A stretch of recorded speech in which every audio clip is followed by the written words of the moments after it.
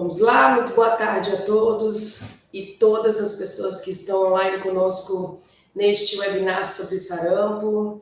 Sou Janaína Pauli, estou como coordenadora da Vigilância Epidemiológica da Secretaria de Estado de Saúde de Mato Grosso e junto com a área técnica da Vigilância Epidemiológica, construímos este momento para uma conversa mais de perto com vocês sobre os aspectos clínicos, imunização, vigilância epidemiológica e laboratorial do sarampo, para melhor identificação e fortalecimento das medidas de prevenção e controle, especificamente no estado de Mato Grosso, que neste momento já tem 3 casos positivos do sarampo. Hoje são 1º de outubro de 2025, estamos falando diretamente da Coordenadoria de Vigilância Epidemiológica da Secretaria de Estado de Saúde, em nome da nossa Superintendente de Vigilância em Saúde, Alessandra Moraes. A gente dá as boas-vindas a vocês e agradece aí por terem, junto conosco, reservado este momento na agenda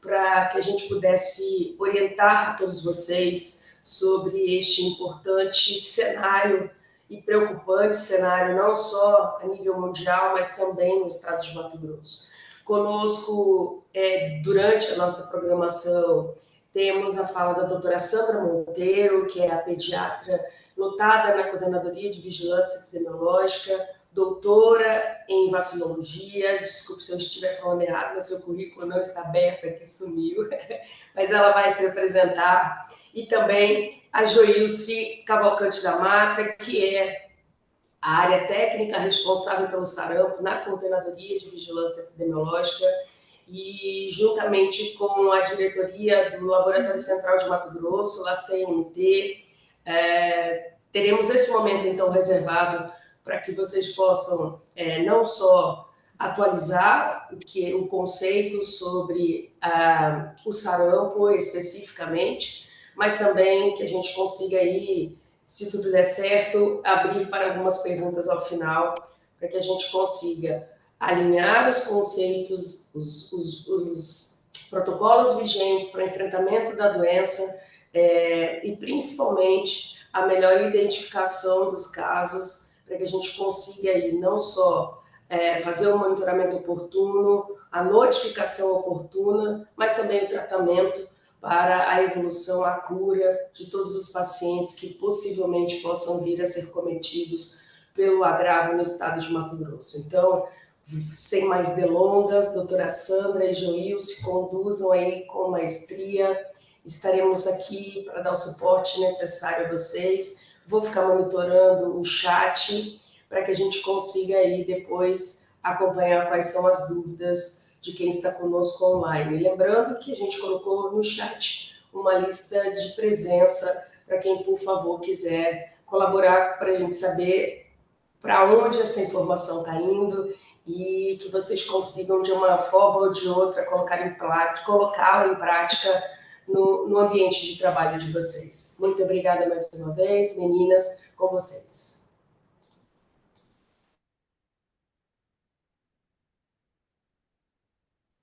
Vamos colocar aula?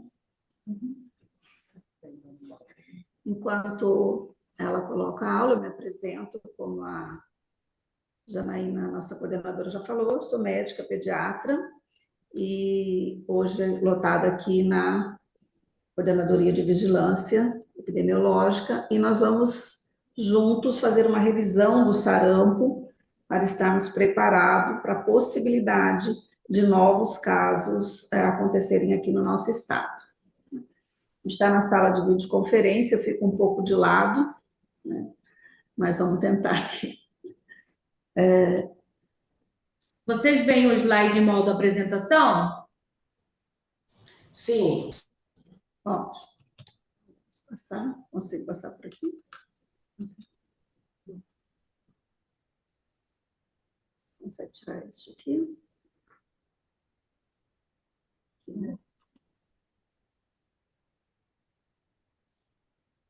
E aí?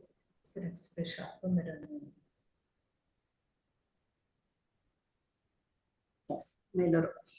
Então, o sarampo é uma doença viral, infecciosa aguda, exantemática. O O que é o exantema? São erupções de pele, geralmente avermelhadas, que se manifestam secundariamente a uma dilatação de vasos sanguíneos ou processos inflamatórios sobre a pele.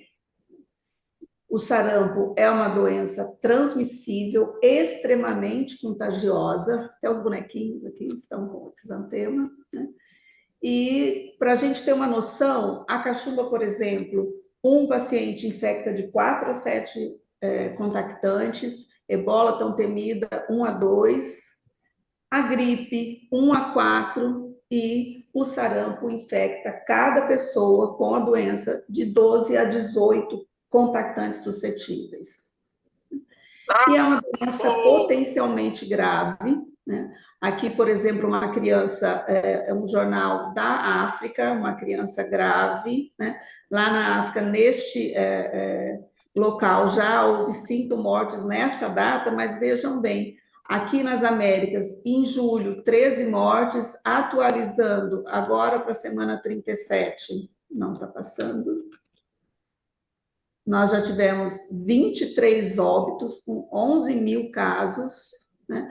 Inclusive em países de primeiro mundo, como os Estados Unidos, essa criança, 8 anos, não vacinada, e uma criança que não tinha problemas de saúde prévios, uma criança saudável, né? E óbitos acontecendo com uma doença que é imunoprevenível, com uma vacina bastante eficaz, né? No século passado, o sarampo foi a maior doença epidêmica, uma das principais causas de morte e mortalidade infantil em todo o mundo, e foi controlada em muitos países devido aos programas de imunização, e isso inclui o nosso país, né? Hoje, ela sempre foi uma doença de distribuição universal, ocorria em todo o mundo, e hoje está reemergente, particularmente na Europa, na Ásia e aqui nas Américas. Aqui nas Américas, a Organização Mundial Pan-Americana de Saúde, inclusive, nos emitiu um alerta, e este webinar faz parte das ações de alerta para que estejamos todos atentos, pois vejam bem, até a semana 37, que foi dia 12 de setembro, Canadá, mais de quase 5 mil casos com 1 morte, Estados Unidos, mais de 1.400 casos com 3 mortes, México, mais de 4.500 casos com 19 mortes, né? E a gente tem casos aqui nas nossas fronteiras, Bolívia, Argentina, né? E nós já tivemos isso aqui até a semana 37, 28 casos, e hoje nós já temos 31, 32 com a criança. Agora mais um caso que hoje foi confirmado, mais um caso aqui em Primavera do Leste, né? Vocês viram que a gente vai falar sobre isso daqui a pouquinho. E o que acontece? Muitos de nós nunca vimos um caso de sarampo, né? Então, por isso, nós precisamos controlar. E por que nós não vimos? Na década de 80, a incidência de sarampo era extremamente alta. As vacinas foram introduzidas pelo Programa Nacional de Imunizações, mas aqui, com baixas coberturas, ainda não conseguiam controle. A partir de 1992, com o plano de eliminação do sarampo e campanhas de segmentos sendo realizadas, com aumento da cobertura vacinal, e em 2019 nós conseguimos um controle muito grande da doença, com a eliminação da doença, e em 2016 conseguimos, junto com o controle da rubéola congênita, a eliminação do sarampo do nosso continente, né? Mas, em 2018, nós tivemos a reintrodução do vírus do sarampo no país. Esse aqui é aquele quadro aumentado com mais de 21 mil casos, 21.700, em 23 unidades da federação, né? Novas ações de controle conseguimos em junho de 2022, e depois de 2 anos sem confirmação de casos endêmicos, nós recebemos a recertificação de eliminação do sarampo no nosso país, em 12 de novembro do ano passado, não tem nenhum ano ainda, né? E estamos correndo o risco de ter casos endêmicos novamente, uma vez que importados nós já temos 32 casos agora, né? Sendo no início do ano, até março e abril, né? São Paulo, Distrito Federal e Rio de Janeiro, e agora de junho para cá, de agosto para cá. Tocantins já com 23 casos. Bom, então nós temos hoje, até a semana passada, né, a gente tinha 2 casos aqui em Mato Grosso, hoje já temos confirmado o 3º caso em Primavera do Leste. Daqui a pouco a Joilson vai apresentar como que está a situação epidemiológica no nosso estado. Descrever os casos, né? Enroscou. Seguimos. Então, é uma doença de transmissão rápida, e se a gente não tiver uma ação rápida, a gente corre realmente o risco de ter surtos. E considerando que nós somos um país com eliminação, um caso já é surto, portanto, estamos em surto no estado. E quem causa isso? Esse é o bichinho, um vírus RNA da família Paramyxoviridae, Gelirumorbilivírus, né? O único reservatório do vírus é o ser humano, o que faz dessa doença uma doença erradicável. Se todo mundo tiver vacinado, o vírus não vai ter onde se replicar e acaba, como aconteceu com a varíola, né? É um vírus envelopado que dá a ele um grande fator de virulência, né? Que permite a adesão às células com grande intensidade, e ele tem vários genótipos, e a genotipagem permite distinguir as cepas, se são endêmicas, se são importadas, e diferenciar também o vírus, se ele é vacinal ou vírus selvagem. Então, aqui é a genotipagem, que pode identificar, e aqui a gente exemplifica, por exemplo, aqui no Brasil, o que a gente está tendo, nesse caso agora de agosto, é o genótipo D8, e a gente teve no início do ano, inclusive, o B3. A gente tem como localizar de onde vêm esses casos importados. Apesar de ter muitos genotipos, ele é antigenicamente monotípico, ou seja, é um único antígeno de todos esses genótipos do vírus, né? Fazendo com que as vacinas atenuadas que a gente tem desde a década de 1960 continuem efetivas em todo o mundo. Elas são altamente efetivas quando as coberturas são altas, né? A transmissão se dá de forma direta, por secreções de nasofaríngeo expelidas durante a tosse, espirros, falha, ou mesmo durante a respiração.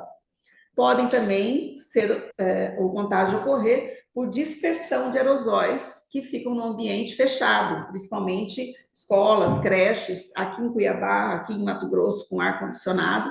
O vírus ele permanece ativo no ar por horas, em um raio de 2 a 4 metros. Então, passou ali no ambiente, corre esse risco.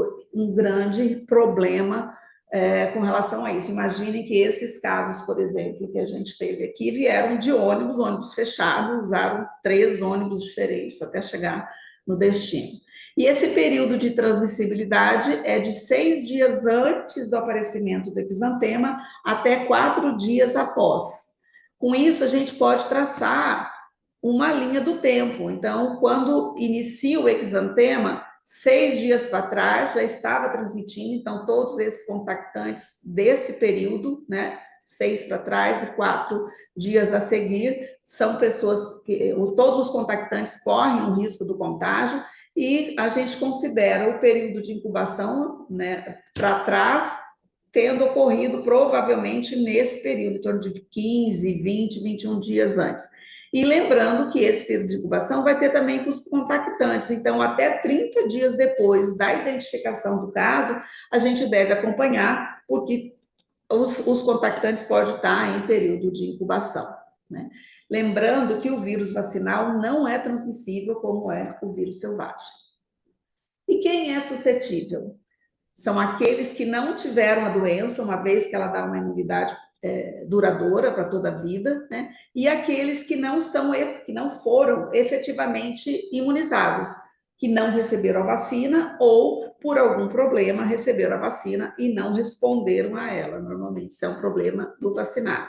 E todos aqueles suscetíveis que entram em contato com o vírus, 90% adquirem a infecção e apresentam sintomatologia, né? O vírus, ele vai estar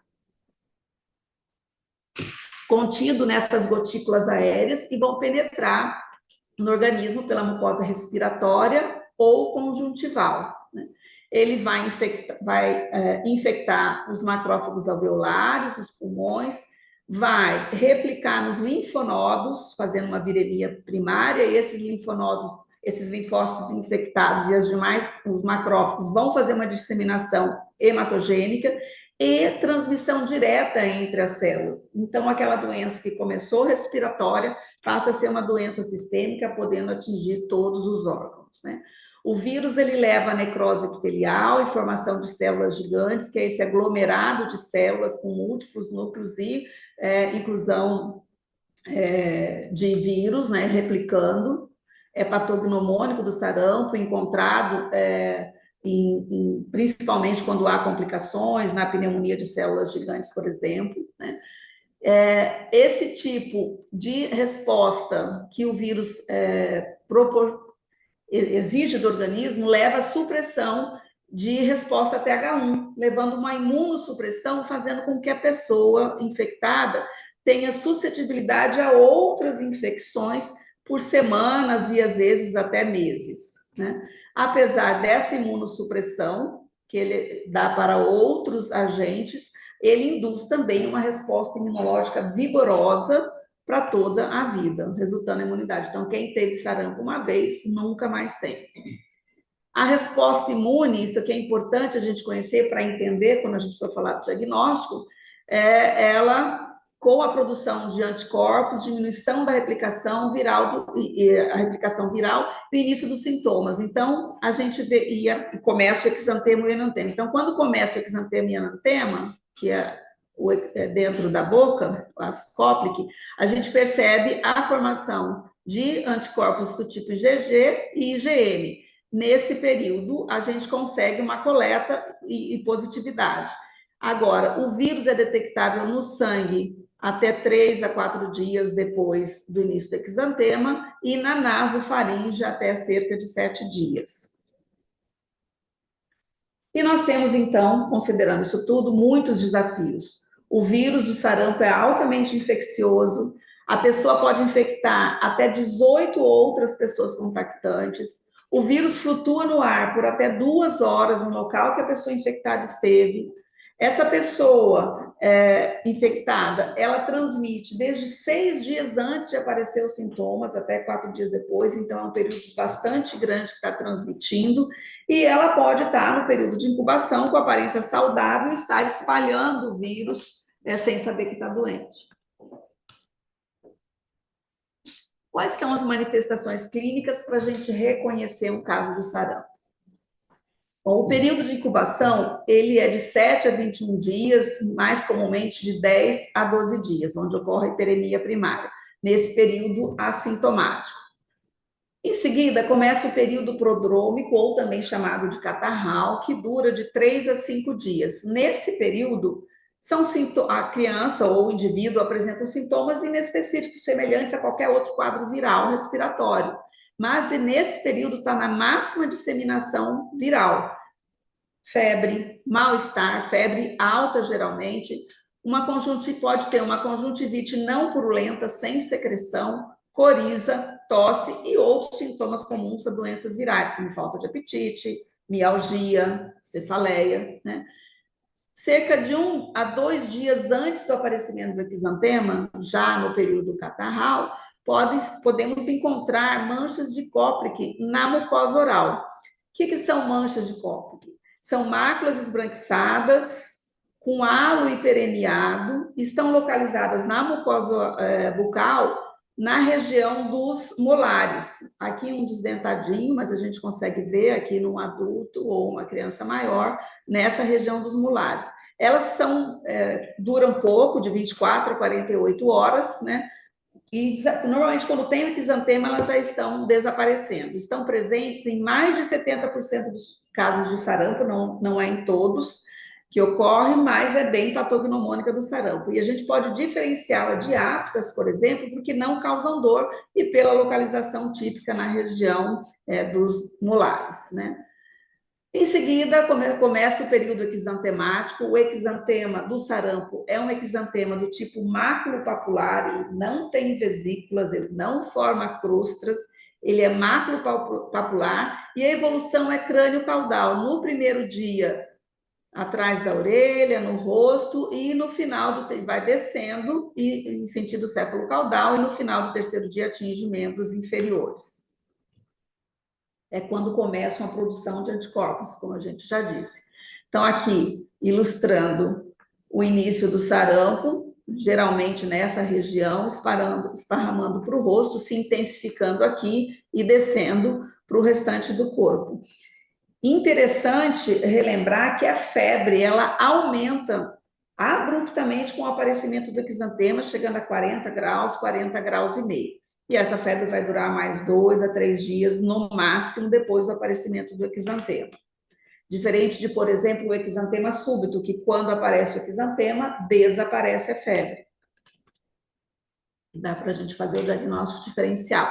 Essa é a face típica do sarampo, a criança com exantema, máculo-papular, a conjuntivite, a coriza. A gente olha e reconhece com facilidade. Quando tem a conjuntivite, fica bem mais fácil, pode não ocorrer, né? Então, é uma conjuntivite, veja, hiperemia de conjuntivas, sem muito edema e sem secreção. Aqui a evolução crânio-caudal, ela pode coalescer, pode ter máculas isoladas ou coalescerem. Um exemplo em adulto, mais intensa aqui no rosto, de evolução crânio-caudal. Nos adultos costuma ser mais intensa e coalescer mais. Aqui ainda criança, descendo, e aqui mais intensa e coalescem mais em adultos, mais evidentes. Esses casos são casos de Tocantins, que nós tivemos agora em agosto, bem típicos, o exantema bem evidente, em adultos e crianças. Pode ser que tenhamos uma dificuldade de identificar na pele negra, mas mesmo assim mantém exatamente as mesmas características, facilmente distinguíveis. Raramente acometem mãos e pés, região palmo-plantar, mas pode ocorrer com as mesmas características do exantema no restante do corpo. Então, a gente, recapitulando, inicia a febre juntamente com sintomas catarrais, tosse, coriza, conjuntivite. Um pouco antes, 1 a 2 dias antes do exantema, no terceiro dia, mais ou menos, do quadro catarral, aparece a mancha de Koplik. No quarto a quinto dia, de 3 a 5 dias, o exantema. Quando o exantema aparece, a febre aumenta. Podem ocorrer outros sintomas, como náusea e vômito, principalmente em crianças menores ou adultos. Pode ocorrer aumento de transaminases, em decorrência de acometimento hepático, laringite, traqueite, bronquite, em resposta à reação inflamatória no trato respiratório. Pode ocorrer linfadenopatia generalizada na fase aguda, pode persistir por várias semanas, mas são gânglios pequenos, não costumam ser maiores, como na rubéola, por exemplo.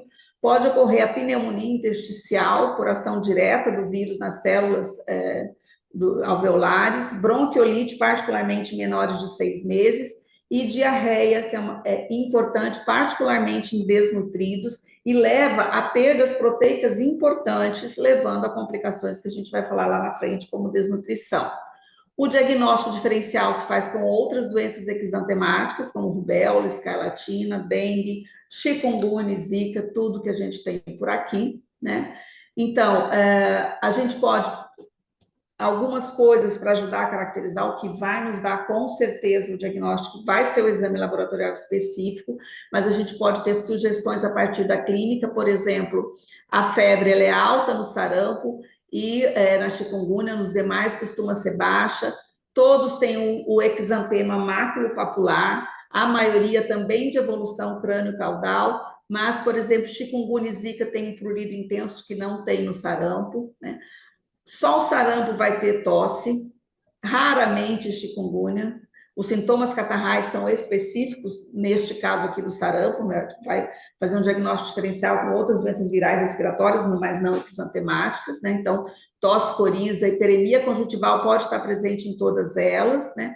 A artralgia, mais frequente em rubéola e chikungunya, no sarampo não tem. E a adenopatia, a linfadenopatia, que pode ocorrer no sarampo e particularmente na rubéola.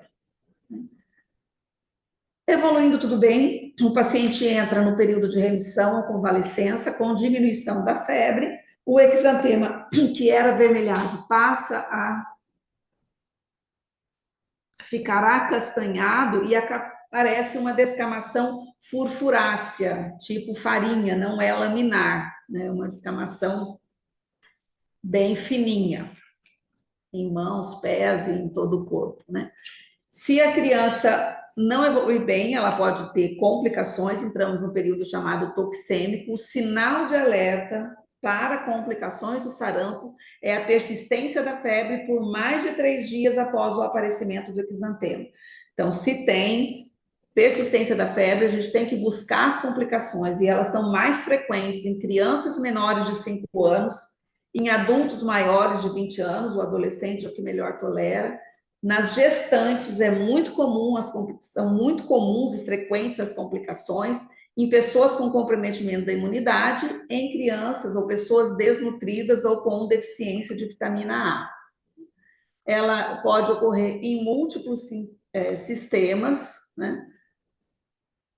No aparelho respiratório, complicações como otite média aguda, mastoidite, pneumonia, a pneumonia própria do sarampo, que é a pneumonia de células gigantes, ou complicações secundárias, complicações neurológicas, convulsão febril, encefalite, Guillain-Barré, a temida panencefalite esclerosante subaguda, complicações gastrointestinais, como diarreia importante, adenite mesentérica, complicações oftalmológicas, ceratite, úlcera de córnea podendo levar à cegueira, complicações hematológicas, como púrpura trombocitopênica, complicações cardiovasculares, como miocardite, pericardite, dermatológicas, com celulite e outras.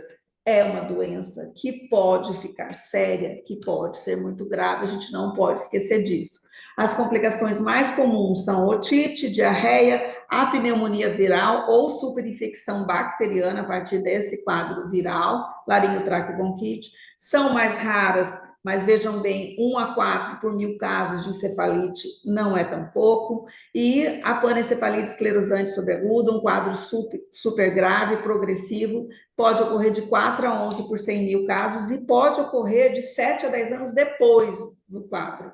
Então, não é para ter sarampo. Pode ocorrer ainda quadros de desnutrição proteico-calórica grave, secundárias às complicações gastrointestinais, como a diarreia prolongada, as lesões orais, a inapetência importante, né? Em gestantes, as complicações são importantes, tem maior risco de hospitalização, abortamento e óbito. Esse caso que a gente teve em Mato Grosso foi uma gestante, ela teve de 7 semanas, ela teve um abortamento, a gente não tem certeza se foi do sarampo, mas tem grande probabilidade, né? E recém-nascidos que são expostos intrauterino podem apresentar doença clínica com quadros leves, mas também quadros graves e fatais, mas não há evidências de malformações congênitas, assim, o quadro da doença. Os critérios de hospitalização, particularmente em menores de 6 meses, desnutridos graves, gestantes, imunodeficientes, né? Esses pacientes com algum desses sintomas têm critério de hospitalização: desidratação, vômitos persistentes, diarreia significativa, a incapacidade de alimentação, presença de grande quantidade de úlceras na cavidade oral, esforço respiratório, pneumonia, convulsão, déficits motores, alterações do sensório. E o diagnóstico, como que é feito? Por critérios clínicos, laboratoriais ou epidemiológicos. Critérios clínicos, por tudo que a gente já colocou do quadro clínico e manifestações das doenças. Eles são sugestivos, a gente suspeita, né? Salvo em grandes surtos que a gente confirmaria. Mas eles são sugestivos para a gente levantar a suspeita e solicitar a investigação laboratorial. Critérios laboratoriais para diagnóstico, eles podem ser inespecíficos, por exemplo, um hemograma com leucopenia, linfopenia, né? E o que importa para a gente são os específicos. Lembrando que, neste caso de possível reintrodução e surto, a confirmação laboratorial é fundamental para todos os casos suspeitos, não dá para ficar só na clínica. né? E quais são esses exames específicos? Sorologia, biologia molecular por RT-PCR e isolamento viral. Então, aquele quadro que a gente viu, né, do aparecimento dos anticorpos no início do exantema, nos guia para o período de coleta. Então, a coleta de sangue para diagnóstico laboratorial por sorologia deve ser feita a primeira amostra em até 30 dias após o início do exantema. Fez a suspeita, colhe o exame. E isso aqui é muito importante. De 15 a 25 dias após a primeira coleta, deve ser coletado sempre, mesmo que o primeiro caso confirmado, uma segunda amostra, primeiro caso com IgM. A gente vai mostrar por quê. Porque neste fluxograma de interpretação do resultado laboratorial, é importante a segunda amostra para a gente avaliar, caso não feche no primeiro, se tem soroconversão ou não para confirmar o caso. Então, independente, tem que ser colhido a segunda amostra. E, ainda como exame específico, a biologia e o isolamento viral, que são feitos a partir da coleta de suave de nasofaringe e orofaringe, né, e de urina. Então, considerando o tempo de circulação do vírus na corrente sanguínea e nas vias aéreas, o suave tem que ser colhido em até 7 dias após o início do exantema. Depois disso, ele fica inoportuno. E um outro critério de diagnóstico é o critério epidemiológico, uma criança contactante muito próxima, né, de uma criança com caso, é muito provável que a gente consiga fechar. Se aquele caso for confirmado, a gente vai falar sobre esses critérios já. Então, o guia de vigilância nos coloca o que é um caso suspeito de sarampo. Lembrando que é uma emergência epidemiológica, suspeitou igual a notificação imediata dentro das primeiras 24 horas. Então, um caso suspeito é todo indivíduo que apresentar febre e exantema do tipo maculopapular, morbilliforme ou morbilliforme, que são sinônimos, ou seja, não é vesícula de varicela. Esse exantema de direção céfalo-caudal e essa febre e esse exantema devem ser acompanhados de um ou mais dos seguintes sintomas: tosse, coriza ou conjuntivite, independente da idade do indivíduo e independente se tem histórico vacinal ou não. Uma nota técnica está para ser liberada agora, atualizando o guia de vigilância em decorrência do que a gente está. Definição de caso suspeito é a mesma que a gente já falou: febre e exantema, acompanhada de um mais dos seguintes sinais: tosse ou coriza ou conjuntivite, independente da idade e situação vacinal. A segunda definição é todo indivíduo com febre e exantema que tem histórico de viagem nos últimos 30 dias ou contato com alguém que viajou para local com circulação viral. E a terceira definição de caso é todo indivíduo que apresentar febre e exantema maculopapular que tenha um resultado sorológico IgM reagente para sarampo. Por exemplo, uma suspeita de uma arbovirose foi solicitado, o próprio laboratório, o LACEN, está orientado para investigar os outros casos, o LACEN vai falar, né, fazer os diagnósticos diferenciais e pode ter encontrado sem ter tido a suspeita. Então, todos esses casos são definição de caso suspeito. Chamo atenção para que todos tenham febre e exantema, febre e exantema, febre e exantema. Então, febre e exantema são obrigatórios, no caso de suspeita de sarampo. E como que a gente confirma? Vai confirmar aquele caso suspeito, que a gente já deu as definições, a partir de 3 critérios. O critério laboratorial, que é o que a gente precisa neste momento de surto, que seria a sorologia reagente, IgM, IgG, de acordo com aquele fluxograma, ou biologia molecular, RT-PCR, com isolamento viral, né? O critério vínculo epidemiológico é quando o contato de um ou mais casos de sarampo que já foram confirmados por um dos métodos laboratoriais acima, né, esse contato apresenta os sinais e sintomas entre 7 e 21 dias da exposição, que seria aquele período de incubação que a gente já mostrou. E o critério clínico é um caso suspeito para o qual não foi possível coleta de amostra e não tem vínculo epidemiológico. Isso não é recomendado na rotina, exceção é um local com um surto de grande magnitude que exceda a capacidade de diagnóstico laboratorial daquela região. Não existe tratamento específico para o sarampo. O tratamento é de suporte para os casos sem complicação, hidratação oral, venosa se necessário, controle de temperatura, suporte nutricional muito importante e limpeza ocular apenas com soro fisiológico. Né? Os antibióticos de uso profilático são contraindicados, eles vão ser usados para tratamento de infecções secundárias, de complicações como otite média, pneumonia e conjuntivite, dentro da indicação para cada uma dessas complicações. Né? Recomenda-se ainda, para menores de 5 anos, a administração de vitamina A. A vitamina A, ela reduz a mortalidade, previne complicação da doença em crianças. Ele é um substrato necessário à preservação da integridade das células epiteliais, também faz modulação imunitária, esse é o racional do uso, né? Indicado para crianças com suspeita de sarampo, mediante avaliação clínica e nutricional por um profissional de saúde, um médico ou um nutricionista que vai prescrever. No manual e nas notas técnicas a gente tem as doses, então crianças menores de 6 meses de idade vão tomar 2 doses de 50 mil, uma no dia da suspeita e no dia seguinte, entre 6 e menores de 1 ano, 6 meses e menores de 1 ano, 100 mil unidades, também 2 doses no dia e no dia seguinte, e entre 12 meses e menores de 5 anos de idade, 200 unidades, que são 2 ampolas, uma dose no dia da suspeita e outra no dia seguinte. Como não tem tratamento, a importância da profilaxia ressalta com a vacina do sarampo. A vacina ela está distribuída hoje como dupla, combinada com a vacina de cachumba na dupla viral, ou com a cachumba e rubéola na tríplice viral, ou acrescido da varicela na tetraviral. A vacinação de rotina que todo mundo conhece, a primeira dose aos 12 meses, com a vacina tríplice viral, sarampo, cachumba e rubéola.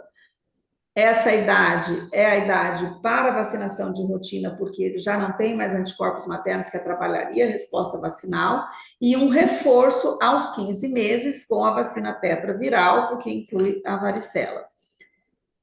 É necessário que a gente tenha 95% de cobertura vacinal em menores de 5 anos para que a gente tenha uma cobertura vacinal suficiente para bloquear a transmissão. Como que é isso? Então, essa pessoa imunizada e saudável, né? Em azul não imunizado e saudável e em vermelho não imunizado e doente. Então, uma pessoa doente que entre em contato com não imunizados, ela vai transmitir para 90% deles. Uma vez que a gente tenha uma pequena quantidade de vacinados, esse vacinado vai estar protegido, mas os demais suscetíveis não estarão. Se a gente tiver 95% ou mais de cobertura, o doente vai entrar nessa população de vacinados e ele vai ter uma dificuldade maior de encontrar um doente, encontrar com um suscetível no meio dessa população de vacinados. Essa é a importância dessa cobertura vacinal, nessa magnitude. Essa nota técnica, publicada pelo PNI, 8 de agosto, né, estabeleceu para alguns estados, particularmente estados de fronteira, estado com casos, qual os mais? Vamos falar com um monte de viajantes. Estados com grande fluxo de viajantes, né? A dose zero, que é feita de 6 meses a 1 ano, com a dupla viral de 6 meses a 9 meses, a menores de 9 meses, e com a tríplice viral de 9 meses a 11 meses e 29 dias. Essa dose não é considerada dose válida, essa é uma dose que é feita para aquela criança que ainda que não tem mais os anticorpos maternos, para que ela possa ajudá-la a responder. Mas como há a possibilidade de interferência, a gente considera a dose válida a partir dos 12 meses de idade com a vacinação de rotina, né? A vacina é gratuita na rede pública para pessoas não vacinadas até 59 anos de idade, sendo 2 doses até 29 anos, com intervalo mínimo de 1 mês entre as doses, e 1 dose para indivíduos de 30 a 59 anos de idade. Para profissionais de saúde suscetíveis ou sem histórico vacinal, são 2 doses comprovadas, independente da idade. E a vacina, por ser de vírus vivos atenuados, é contraindicada em gestantes, imunossuprimidos. No caso de HIV, por exemplo, depende do CD4, CD8, precisa da avaliação médica individual. No Centro de Referência em Biológicos Especiais, no CRI, isso pode ser feito. E histórico extremamente raro de anafilaxia em dose anterior, né? A vacinação de bloqueio é feita nos contatos suscetíveis maiores de 6 meses de idade, e deve ser feita até 3 dias do contato, por isso a notificação tem que ser imediata. O que está sendo feito hoje é intensificação da vacinação de rotina e vacinação de bloqueio. Não temos a indicação no momento de vacinação indiscriminada, mas sim vacinação de rotina, que já está disponível para todo mundo até 59 anos de idade na rede pública. Ela está difícil, inclusive, de achar na rede privada. Esse era o recado que eu queria dar. A Joilce vai falar para a gente agora da situação epidemiológica no nosso estado. Obrigada.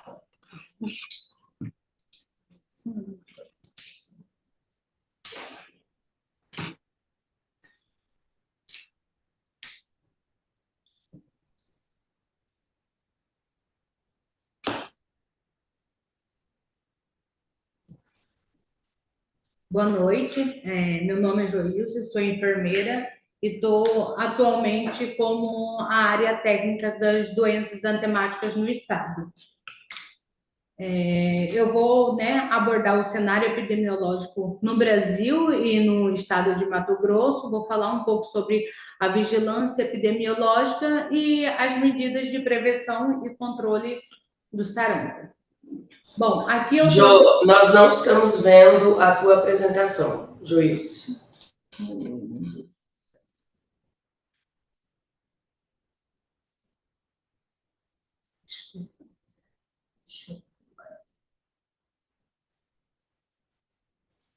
Agora sim? Agora sim. Como a doutora Sandra comentou, anteriormente, até abril, o Brasil ele tinha registrado 5 casos, sendo que desses 5 casos, 3 não foi possível, identificar a fonte de infecção, mas os outros 2, a gente já sabe-se, que é vírus importado, de pessoas que tiveram, em viagem, tinham históricos de viagem para locais onde estava ocorrendo o surto de sarampo. E de agosto para cá, a gente começou a ter os casos lá em Tocantins, numa comunidade russa, onde a gente conseguiu, onde foi identificado, 34, onde foi identificado 25 casos, confirmados, e um no estado do Maranhão, que é um contato desses casos do Tocantins, e agora no estado de Mato Grosso, até hoje à tarde a gente tinha 2 casos, mas agora no finalzinho da tarde se confirmou mais um. Então, ele passou de 31 casos já confirmados para 32. Aqui no estado de Mato Grosso, hoje a gente tem 70 casos notificados, desses 14 estão em investigação, 53 foram descartados e 3 casos confirmados. Esses 3 casos são em Primavera do Leste, sendo uma criança de 4 anos e 2 meses, do sexo masculino, que apresentou toda a tríade do sarampo e não tinha histórico vacinal. Um adulto, uma pessoa do sexo feminino, de 27 anos, que estava gestante e teve essa perda fetal, que ainda está em investigação, não se sabe se é devido ao sarampo ou até mesmo outro caso. Outra causa. Outra causa, e até mesmo porque essa mulher, ela ficou um longo período, viajando de ônibus, e ela também apresentou a tríade do sarampo e não tinha histórico vacinal, não era vacinada no caso. E hoje à tarde a gente confirmou mais uma criança de 1 ano e 2 meses, do sexo masculino, que apresentou toda a tríade do sarampo. Tinha sido realizado o bloqueio, né, dessa criança, porém ela já se encontrava no período de incubação da doença. Todos esses casos, eles tinham um histórico de viagem para o país da Bolívia, onde eles ficaram na casa de familiares, onde tinham pessoas com sarampo. Isso lá em Santa Cruz, onde está o foco hoje do sarampo na Bolívia, né? E todos eles tiveram IgM reagente. Os 2 primeiros casos já saiu o resultado tanto do suave quanto da urina como detectáveis, né? Para o vírus do sarampo, e o terceiro caso que se confirmou hoje, a biologia molecular, que é o RT-PCR, ainda está em análise. Aqui eu trouxe para vocês, né, as ações que estão sendo feitas, né, lá em Primavera do Leste. Foi feito o bloqueio vacinal, né, em domicílio desses casos confirmados. Foi contactado as pessoas próximas deles para fazer o bloqueio vacinal também. Está sendo realizado varredura de casa a casa para fazer uma vacinação seletiva. Além disso, está se fazendo a intensificação vacinal, né, dentro do município, nas unidades de saúde, em casas, escola, postos de combustíveis, e a gente está fazendo também o rastreio e monitoramento desses contatos, desses casos suspeitos. Como a doutora Sandra comentou anteriormente, esses casos confirmados, eles vieram da Bolívia de ônibus, eles passaram por Campo Grande, por Corumbá, por Campo Grande, aí Rondonópolis e Primavera do Leste. Então, nesse deslocamento, eles pegaram 3 ônibus e um táxi. Então, a gente está fazendo o rastreamento, né, desses contatos e fazendo um monitoramento para verificar se alguém apresenta sinais e sintomas da doença. E, além disso, a gente também está fazendo a busca ativa institucional, né, que é dentro das unidades hospitalares, dentro dos serviços de saúde do município, para verificar se a gente encontra ali algum outro caso. E a busca comunitária, que é verificando nas escolas, dentro da sociedade mesmo, se alguém apresentou os sinais e sintomas do sarampo. Vou falar rapidamente, né, porque a doutora Sandra já comentou anteriormente. O Guia de Vigilância em Saúde, esse ano de 2025, ele não teve uma atualização. Então, o Ministério está elaborando uma nota técnica para estar liberando, aonde a gente vai trabalhar agora com as 3 definições de caso, que é todo indivíduo, né, que apresenta febre, exantema e estiver, né, acompanhado de um ou mais dos seguintes sintomas, que é tosse, ou coriza, ou conjuntivite, e independente da situação vacinal, que é o que a gente já trabalhava anteriormente. Aí agora a gente acrescentou mais 2 definições, que vai ser todo indivíduo que apresentar febre e exantema, que tiver históricos, né, de viagem para locais com circulação do vírus do sarampo nos últimos 30 dias, ou contato, né, no mesmo período com alguém que viajou para esse local onde tem a circulação do vírus. E o outro é todo indivíduo que apresentar febre e exantema, né, maculopapular, que vier com o resultado de IgM para sarampo reagente. Aqui eu trouxe o fluxo da notificação. Quando o indivíduo ele chega na unidade, que a gente vai fazer a avaliação, a primeira coisa que a gente tem que verificar é se esse caso está ou não atendendo a definição de sarampo. Se não tiver, a gente investiga as outras doenças, né? Segue o fluxo para investigar outras doenças. Se caso estiver atendendo a definição do sarampo, de imediato se preenche a ficha de notificação e faz a comunicação à vigilância municipal, faz a comunicação para o CIEBS. Se for dentro da unidade hospitalar, tem que fazer a comunicação com o núcleo hospitalar epidemiológico, né? Ambos vão estar comunicando à vigilância municipal. E a vigilância municipal, ela tem até 24 horas para estar digitando essa ficha dentro do sistema SINAM e está informando a nível estadual, e o nível estadual faz essa comunicação ao nível federal, ao Ministério. E se isso acontecer dentro de uma área indígena, dentro de um DICEI, segue-se o mesmo fluxo. O DICEI ele tem que notificar a vigilância municipal para ela estar notificando e informando as demandas.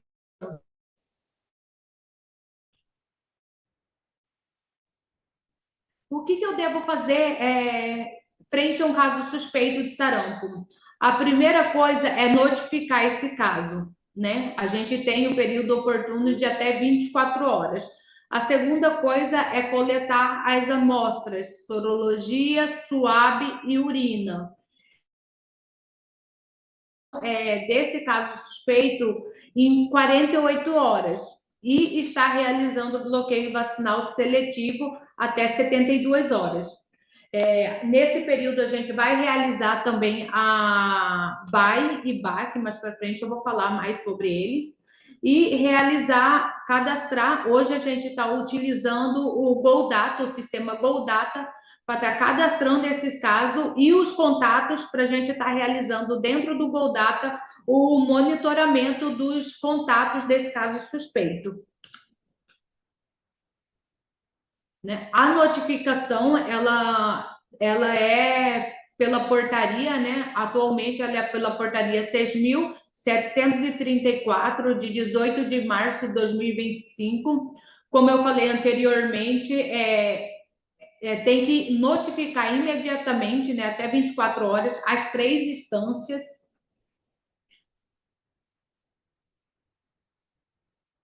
Referente à coleta laboratorial. A coleta, a gente orienta e deve se coletar as 3 amostras, sorologia, suave e urina. A sorologia, a primeira amostra, a gente vai coletar no primeiro contato com o paciente. E já deixar agendado, de preferência, a coleta da segunda amostra, que é de 15 a 25 dias após a data da primeira coleta. O suave e a urina, a gente tem um período oportuno de estar realizando a coleta até 7 dias. Então, assim, por isso que se pede-se que no primeiro contato com o paciente já se coleta as 3 amostras.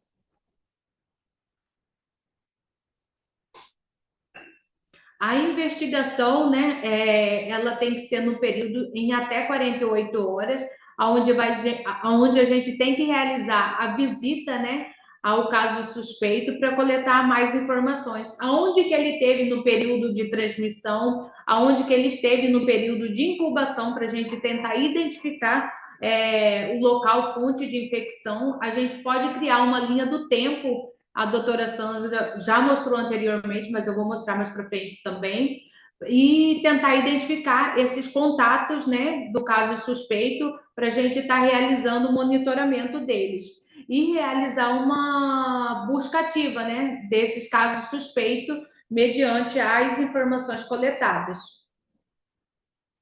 Aqui eu trouxe, eu vou falar rapidinho, né? A doutora Sandra já falou anteriormente sobre a linha do tempo. A gente utiliza muito ela diante de um caso suspeito para a gente conseguir localizar, né? O local fonte de infecção e onde esse paciente esteve no período de transmissibilidade da doença. E também para verificar o período onde irá aparecer os casos secundários. O bloqueio vacinal seletivo, ele tem que ser realizado até 72 horas, onde a gente vai vacinar todos os contatos, né, a partir de 6 meses de idade, claro que de forma seletiva e de acordo com a situação vacinal de cada um. Então, a gente tem que fazer o levantamento de onde esse paciente esteve no período de transmissão para estar realizando esse bloqueio, seja na escola, seja em casa, seja no trabalho, na academia, supermercado. A gente tem que levantar todas as informações e dentro da unidade de saúde também, tá? Porque quando esse paciente chega, a gente tem que se atentar aos outros pacientes que estão aguardando ali até que se levante a suspeita de que ele é um caso suspeito de sarampo, ele teve contato com outros pacientes. E excluir, né? As pessoas que estão apresentando sinais e sintomas, elas não devem ser vacinadas, nem a gestante e nem os bebês menores de 6 meses.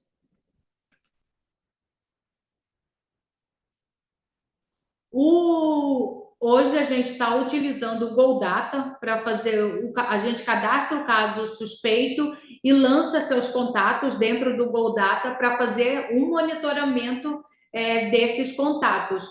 Através do GoData a gente consegue criar uma cadeia de transmissão para saber se aquele próximo caso suspeito tem a ver com este de agora e aonde que possivelmente ele teve essa exposição. Aqui eu trouxe só um exemplo da cadeia de transmissão dentro do GoData, onde esses vermelhinhos são os casos, né, confirmados, e esses em roxo são os contatos dele.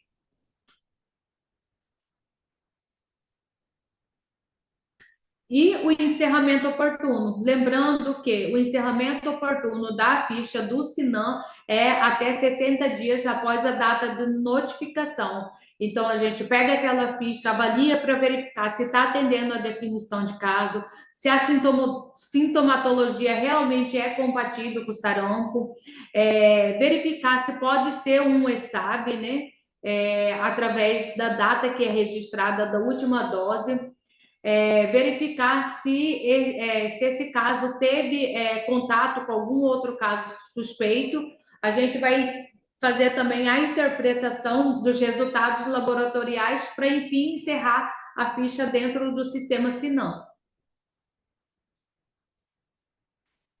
Aqui eu trouxe para vocês a ficha, né, de notificação. Eu vou pedir para vocês se atentarem na hora do preenchimento, porque várias fichas chegam para a gente aqui, onde está atendendo a definição de sarampo e está como 2, marcado como 2, como se fosse suspeita de rubéola ou vice-versa. Está atendendo a definição de rubéola e na hora de colocar, de classificar aqui o caso, coloca-se um 1. Outra coisa muito importante é o nome do paciente, o nome da mãe da criança ou do caso suspeito, eles precisam estar por extenso, não pode estar abreviado. A idade, peço para se atentar, né, à questão da idade na hora que for classificar se é hora, dia, mês ou ano, porque muitas vezes vem aqui para a gente 6 meses, tá o 3 aqui. Quando a gente vai verificar, na verdade, é o 4, é uma criança de 6 anos e não de 6 meses.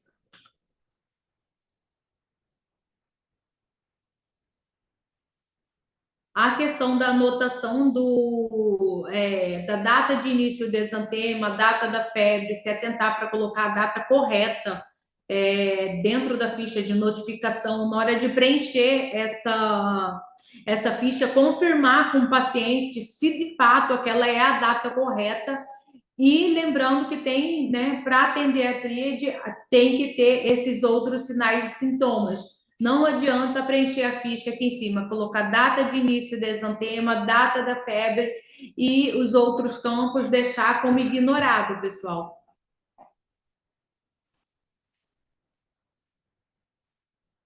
Aqui eu trouxe para vocês também a anotação referente a se tem histórico vacinal ou não e qual é a data da última dose, até mesmo para a gente verificar se não se trata de um evento supostamente atribuíveis à vacinação. Então, assim, tem que verificar se a vacina é recente ou não, porque se ela for, tem que notificar também dentro da página do ESAB, né, para estar realizando o acompanhamento. Então, se notifica o caso como suspeita de sarampo e também se notifica ele dentro da página do Notifica, como ESAB, para estar verificando se pode ser ou não uma reação da vacina.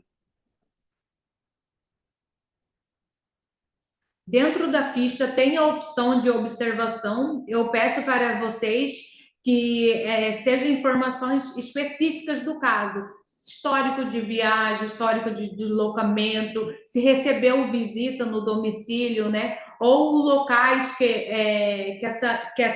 esse caso suspeito frequentou no período de incubação e transmissibilidade. O campo ele não é longo, então tem que ser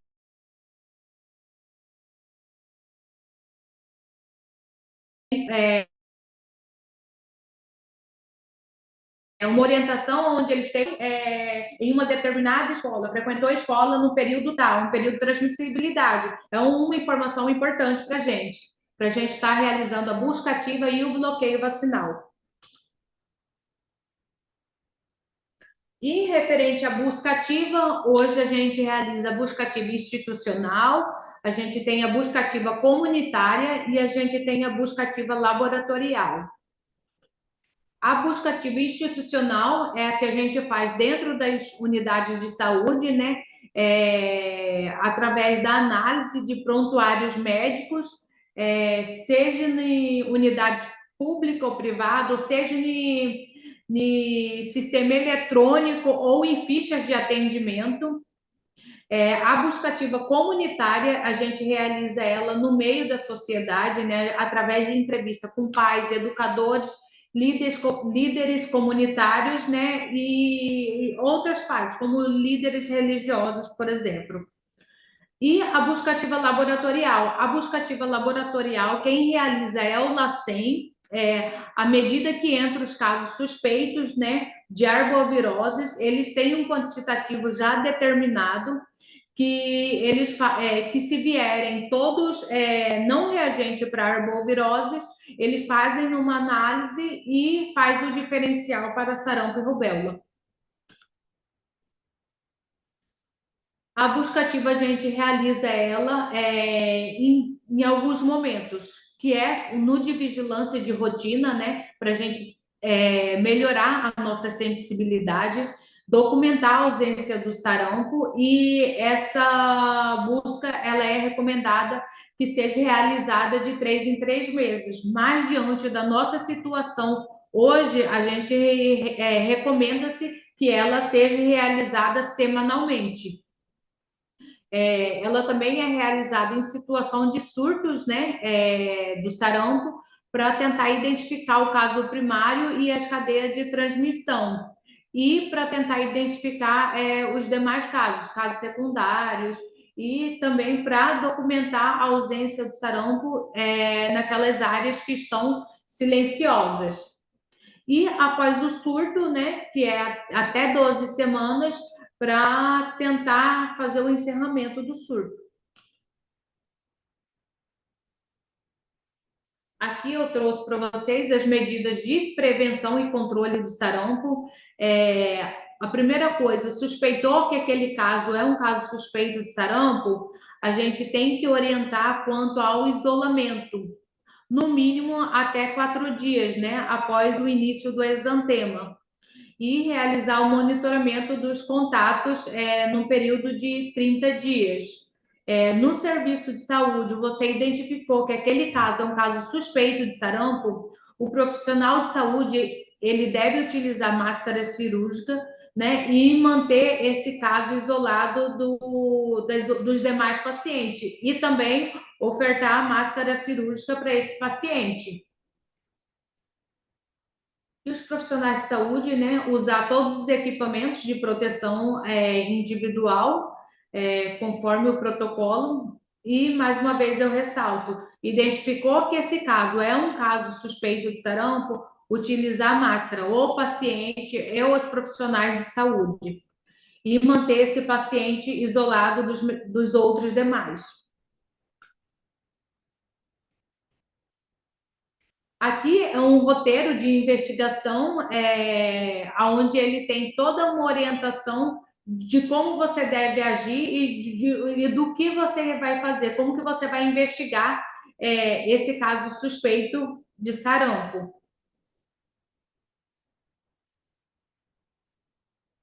Aqui eu trouxe algumas fotos, né, do exantema do sarampo. Ele está disponível no site do CDC.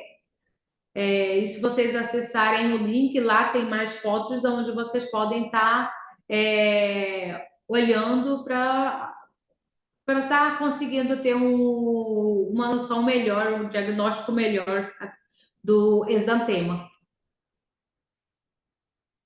E o nosso guia de vigilância em saúde, que tem toda a orientação referente ao sarampo e às demais doenças. Esse é o nosso e-mail. Se precisar, pode enviar a mensagem que a gente vai estar respondendo. E obrigada. Agora o LACEN, né? Eu vou colocar aqui a apresentação da doutora Elaine agora, tá, pessoal? Doutora Elaine Cristina, ela é diretora do LACEN Mato Grosso e vai conversar com vocês agora sobre as questões de amostra, envio correto dessa amostra para o LACEN, para a gente não perder a oportunidade da investigação e com todas as orientações necessárias, reforçando aí que a doutora Sandra e a Joilce também já falaram nas suas apresentações, muito mais com um olhar epidemiológico. Nós temos uma lista de presença no chat e Elaine já está presente. Fala um oizinho aí para nós, por favor. Olá, Oi, Jana, estou querida. aqui sim. Obrigada, Aqui no obrigada. aguardo. Está em deslocamento para CIP Estou. e tá. Não, eu estou em Manaus, Jana. Então, e mesmo assim, conosco sempre. Obrigada, É, Elaine. estou Vamos em lá, Manaus. então? Vamos. Vou desligar a câmera aqui. Tá. Só não está em modo apresentação, Joilce. Agora sim, agora sim. Então, tá. Então, como a Janaína falou, né, sou Elaine Cristina, estou como diretora do Laboratório Central de Saúde Pública do Estado de Mato Grosso, e vim aqui para poder falar um pouco com vocês sobre o diagnóstico de sarampo, né? Eu acho que a apresentação que a doutora Sandra trouxe é extremamente esclarecedora, né, com vários pontos e vários itens extremamente necessários para o momento que estamos vivenciando, a da Joilson também, e questões que eu quero também frisar mais para frente. Então, pode passar, por gentileza.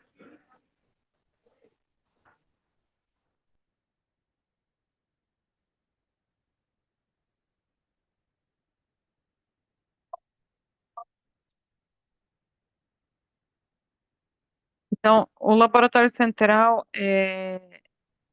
ele tem como missão realizar vigilância laboratorial com qualidade e confiabilidade, coordenando a rede estadual de laboratórios e gerando informações de saúde pública. A nossa visão, né, ser reconhecida pela nossa excelência nas análises laboratoriais e nos destacar no cenário nacional e internacional como referência laboratorial. Nossos valores estão ancorados na excelência, na confiabilidade, no comprometimento, na inovação e na ética. Pode passar, por favor.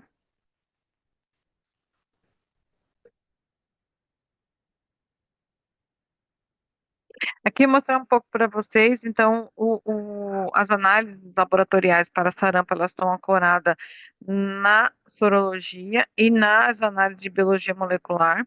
Então, poder mostrar para vocês um pouco da nossa capacidade analítica, nossa capacidade instalada, né, que hoje, na biologia molecular, é de realização de mais de 7.000 amostras, né, com liberação de laudos em até 72 horas após o recebimento dessa amostra na nossa recepção de amostra. Aqui algumas fotos ilustrativas, né? Isso ainda no nosso prédio antigo, que acho que todos sabem que a gente está de casa nova. Próximo, por favor.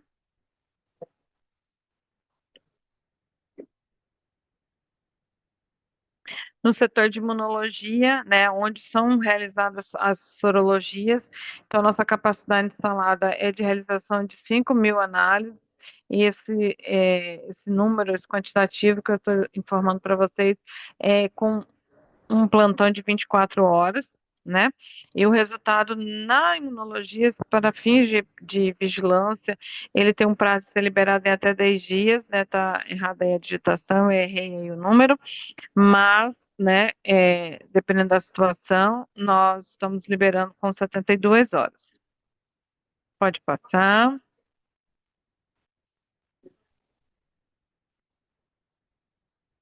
Então, quando as amostras elas são coletadas e elas são encaminhadas ao LACEN, elas chegam e são recebidas pela recepção de amostras. Então, nós temos uma recepção de amostras exclusiva para material biológico. É feita uma conferência, né, documental, se essa notificação, se ela foi notificada, se ela foi notificada da maneira adequada, se consta as informações pertinentes nessa notificação, e aí eu faço um gancho na fala da Joils, que ela ensina lá o passo a passo, o que tem que constar, e temos uma crítica a ser feita, né? Estamos recebendo muitas amostras com preenchimento insuficiente seria a palavra, porque tem os dados, mas ainda tem muitos campos em branco. Então chama atenção aí para que todas essas análises, essas notificações, elas sejam preenchidas na sua totalidade, porque isso vai ajudar não só a vigilância a fazer o trabalho dela, mas também o laboratório vai designar ali o diagnóstico diferencial e até poder entender melhor o que está sendo feito, né? Após, né, essa análise de critério de aceitabilidade, essa amostra documental, essa amostra ela é conferida para ver se está na temperatura correta, se está no volume correto, se é uma amostra adequada para aquela análise, para aquela doença, e posteriormente ela é encaminhada ao setor responsável, ao laboratório responsável, para que ele faça a análise. E aí tem um prazo a partir desse momento de 72 horas para poder liberar. Pode passar, por favor.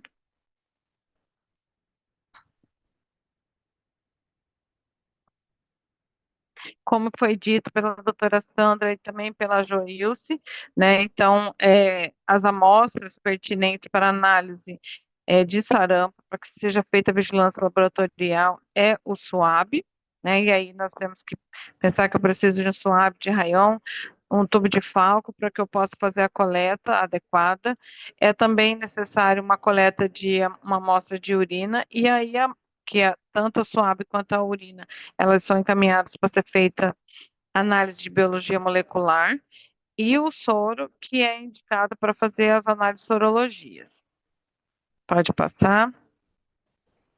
Aí eu chamo atenção para a questão do tubo correto, né, de estar da forma adequada para ser analisado. E aí a recepção de amostra, ela faz nessa análise, alguma rejeição de amostra. Então, não tem como a gente seguir para frente, né, se apresentar algum desses itens, como volume inferior ao mínimo estipulado, como a amostra apresentando vazamento devido à quebra do tubo ou tampa aberta, amostra sem identificação ilegível, amostra sem ficha de investigação, né, ficha de notificação, e falta de correlação entre identificação da ficha e da amostra.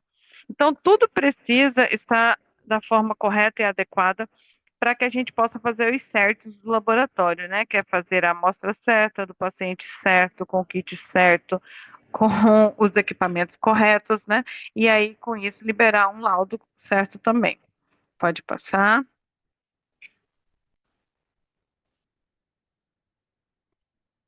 Aqui a gente colocou esse quadro que são os fluxos, né, e prazo da amostra, que também já foi frisado pela doutora Sandra e também pela Joils, né, da necessidade de coleta do S1 e do S2, né, e do período correto de se coletar.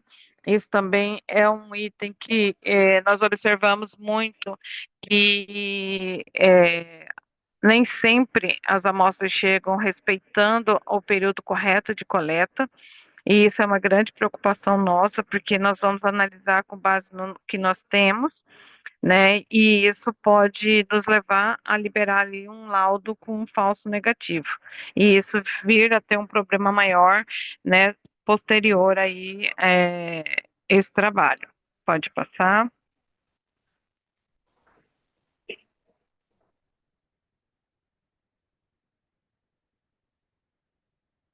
Também já falado pelas colegas, né? Então, quando a gente faz a análise com o soro, nós fazemos uma análise de ELISA, né?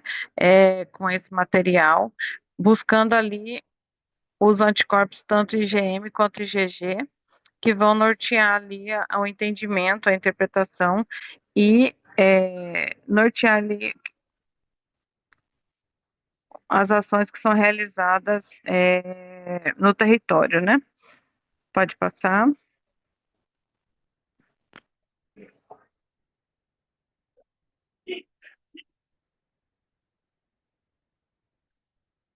Tanto a amostra de RT-PCR da secreção, né, da ouro e da nasofaringe, quanto a amostra de urina, elas têm o objetivo de fazer a detecção de uma partícula viral, né, para poder encontrar se aquele caso se ele possui um antígeno, se ele está em curso, né, se ele está latente.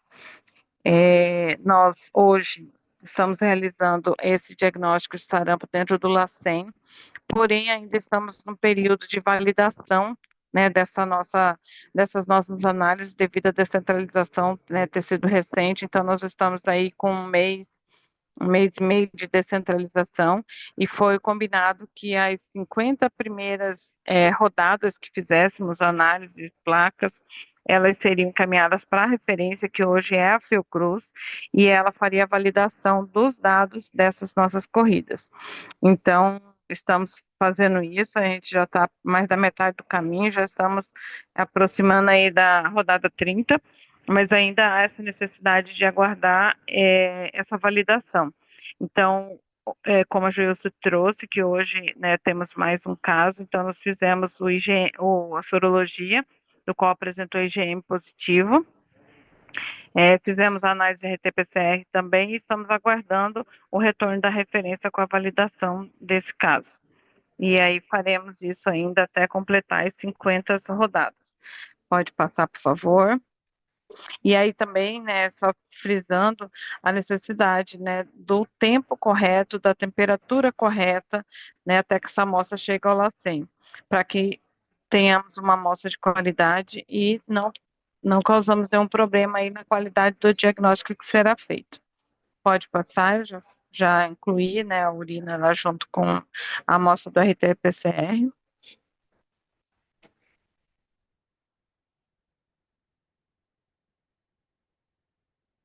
Temos também a oportunidade, né, de fazer análise de imunohistoquímica, né, pós-morte, que aí é realizada com fragmento de órgãos, né, e aí essa análise a gente não está fazendo dentro do laboratório ainda, do LACEN, mas encaminhamos para referência e lá é feita a análise e logo devolvido para a gente o laudo dessa amostra.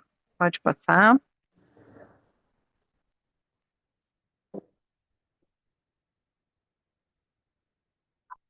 Temos também a oportunidade, né, de fazer o diagnóstico diferencial, que hoje está descrito lá, rubéola, sarampo, rubéola, dengue, parvovírus e herpes, né, do tipo 6, porém a gente está fazendo também para, além da dengue, a gente está fazendo para zika e para chikungunya, e alguns pedidos, né, que nos chegou na suspeita de sarampo, mas tinha também solicitação para mpox, e nós conseguimos também, nesse outro diagnóstico, conseguir um diagnóstico para aquela amostra, mesmo não constando nesse rol aí de diagnóstico diferencial. Então, a gente está deixando todas as requisições abertas para que a gente possa, havendo necessidade, inserir mais alguma análise, né, caso seja preciso, nesse momento do qual a gente está com essas demandas. Pode passar, por favor.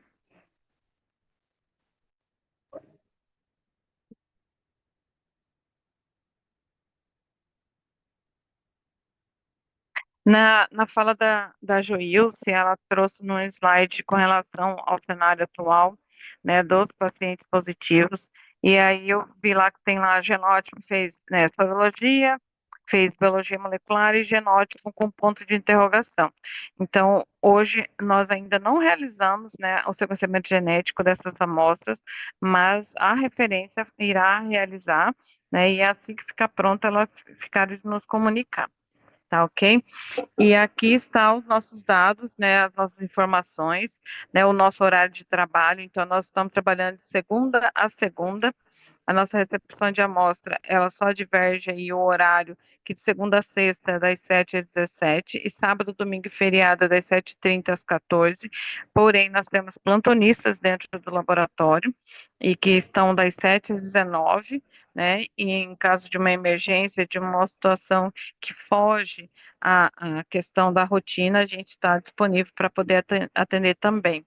Na nossa página na internet, né, na página da SES, tem lá todos os nossos manuais disponíveis. Temos também uma página no Instagram, um canal no YouTube, né, e o nosso telefone da recepção de amostra para que possa entrar em contato.